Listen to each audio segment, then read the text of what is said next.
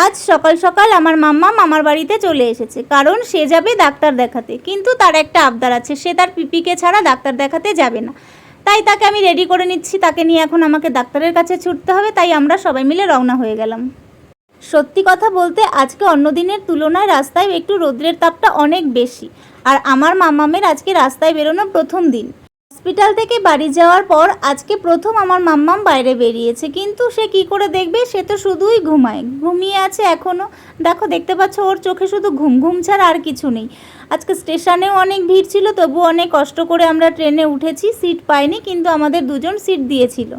যাই হোক, অতি কষ্টে আমরা ট্রেন থেকে স্টেশনে নামলাম, চলে এলাম ডাক্তারের কাছে। মাম্মামের ভীষণ খিদে পেয়েছিল, তাই তাড়াতাড়ি করে ওকে খাইয়ে নিলাম, কারণ 2-3 ঘন্টা হয়ে গেছিলো মাম্মাম খাচ্ছিল না, কারণ আমরা ট্রেনে ছিলাম আর ঘুমাচ্ছিল। এখনও ও জেগে আছে, দেখো ট্যাপ ট্যাপ করে দেখছে, ও সবাইকে দেখছে যে আমরা কোথায় এলাম।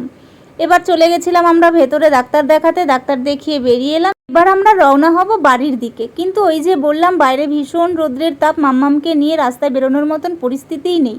কিন্তু তবুও বাড়িতে তো আমাদের যেতেই হবে, তার জন্য সঙ্গে একটা ছাতা রেখে দিয়েছি। চলে এলাম স্টেশনে, কিন্তু স্টেশনে এতটাই ট্রেনে ভিড় ছিল, আমরা সেই ট্রেনেরটাতে উঠতে পারিনি, তাই ট্রেনটা আমরা ছেড়ে দিয়েছি। স্টেশনে বসে রয়েছি, ট্রেন ছেড়ে দেওয়ার পরে কি করব ভাবছি। আবারও 1 ঘন্টা পরে ট্রেন, কিন্তু এই রোদ্রের মধ্যে মাম্মামকে নিয়ে স্টেশনে বসে থাকা অসম্ভব, কারণ আমাদের মাম্মাম খুব কষ্ট পাচ্ছিল। সেই কারণে চলে এলাম আমরা টোটো স্ট্যান্ডে, টোটোতে বাড়িতে যাব। তাই সেখানে এসে দেখি টোটো পুরো ভরে গেছে, তাই টোটোতে উঠতে পারিনি। পরে টোটোটা ধরে আমরা বাড়িতে চলে এলাম। বাড়িতে আসার পরে দেখো আমার মাম্মাম ঘুমিয়ে রয়েছে, মাম্মামের সঙ্গে মাম্মামের মাও ঘুমিয়ে পড়েছে।